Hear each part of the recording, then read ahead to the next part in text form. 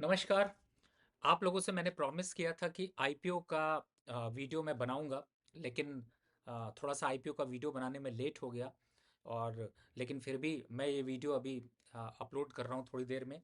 और आज हम आईपीओ मार्केट की बात करेंगे, चूँकि आईपीओ मार्केट पे आपने देखा कि अच्छे रिटर्न मिले हैं। 2 स्टॉक, अब मोबी क्विक पे क्या करना है, दूसरा विशाल को कितना अभी कंटिन्यू करना है, इसकी तो यहाँ पर हम लोग चर्चा करेंगे ही करेंगे। लेकिन साथ ही 2 आईपीओ मेन बोर्ड के, एक है डैम कैपिटल एडवाइजर और दूसरा है ट्रांस रेल लाइटिंग। इन दोनों आईपीओ में इन्वेस्ट करना है नहीं करना है, या फिर अप्लाई करना है, क्या पूरे फंडामेंटल हैं उनको यहाँ पर समझेंगे। और साथ ही यहाँ पर 2 एसएमई आईपीओ भी मैं कवर कर रहा हूँ, क्योंकि जो अपकमिंग हैं। और वो एसएमई आईपीओ इसलिए भी इम्पोर्टेंट है क्योंकि आ, आपका ध्यान एसएमई आईपीओ की तरफ भी रहता है।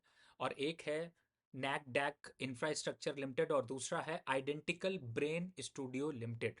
इन दोनों आईपीओ के क्या फंडामेंटल हैं, क्या ग्रे मार्केट प्राइस चल रहा है, और इसमें इन्वेस्ट करना है नहीं करना है, उसकी हम लोग यहाँ पर चर्चा करेंगे। तो सबसे पहले स्टार्ट करते हैं और बात करते हैं विशाल आईपीओ की, कि विशाल आईपीओ में आपको क्या करना चाहिए। और विशाल आईपीओ की अभी जो इस समय अगर प्राइस को देखते हैं, तो उसका प्राइस जो अभी आज के दिन क्लोज हुआ है वो 112 के पास क्लोज हुआ है। लिस्टिंग अच्छी रही, 78 रुपए का आईपीओ था, 112 पे चल रहा है, 20-25% का गेन दे रहा है। लेकिन यहाँ पर जल्दबाजी मत करिए निकलने की, और इसके टारगेट आपको 135 140 तक आपको देखने को मिलेंगे। तो अभी फिलहाल विशाल मेगा मार्ट के आईपीओ को आप करिए कंटिन्यू, और इसमें अपनी पोजीशन को करिए होल्ड। अगर आप खरीदना चाहते हैं तो 40% पोजीशन करंट लेवल पर खरीद भी सकते हैं, 110 से लेकर 105 के बीच में। टारगेट आप 135 का रखिएगा, और लोअर साइड पे अगर 100 के नीचे या 98 के नीचे क्लोजिंग आता है तो इसका अपडेट मैं दूंगा कि आपको एग्जिट करना है या नहीं। लेकिन फिलहाल अभी के हिसाब से आईपीओ को होल्ड करना है।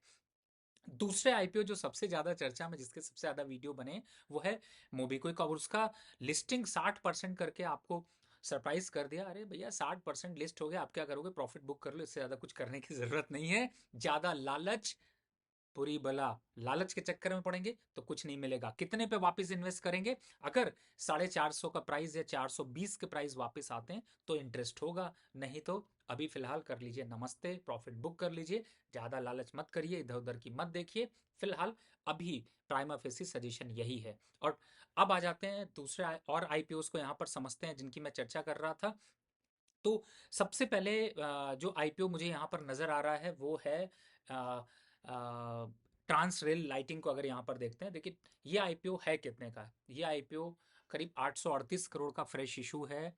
प्राइसिंग, जो प्राइस बैंड है वो है लगभग 410 से 432 रुपए का। और इस के अगर ओवरऑल यहाँ पर समझते हैं, तो पहले तो रिटेल मिनिमम कितना निवेश कर सकता है? वो कर सकता है 14,688 रुपए। मैक्सिमम 13 लॉट आप खरीद सकते हैं, जो कि 1,90,000 का होगा, 1,90,000 के अराउंड। और स्मॉल एच एन आई 14 लॉट कर सकते हैं, जिसका जो कि होगा 2,05,000 रुपीज का। और जो बिग एच एन आई है वो कर सकते हैं 68 लॉट मैक्सिमम साइड, जो कि लगभग 10 लाख रुपए के पास बैठता है।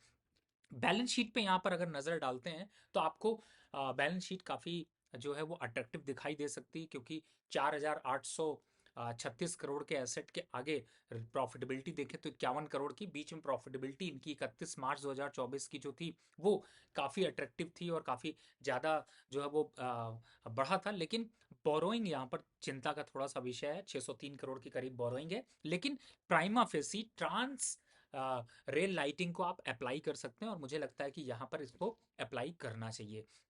दूसरे आईपीओ की तरफ देखते हैं जो इस समय ट्रांस रेल रेल के बाद आता है, वो है डैम कैपिटल एडवाइजर।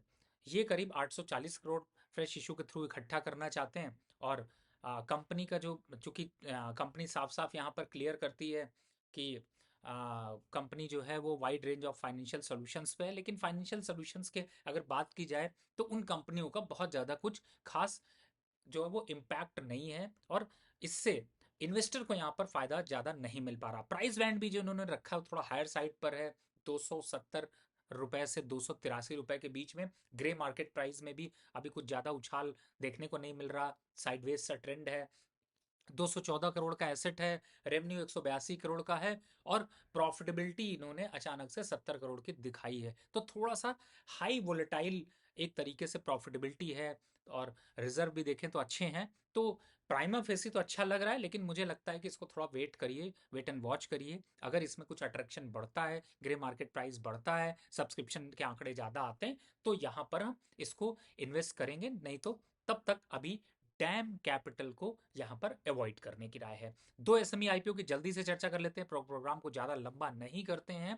पहला है नैकडेक इंफ्रास्ट्रक्चर।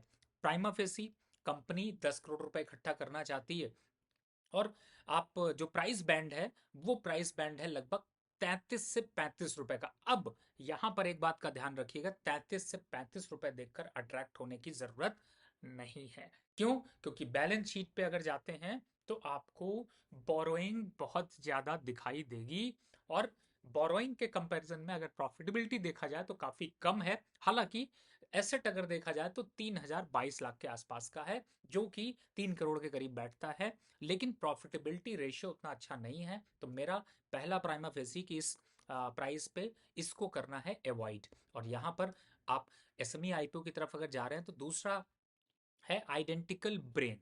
ये करीब 20 करोड़ रुपए इकट्ठा करना चाहते हैं, 51 से 54 रुपए का प्राइस बैंड है।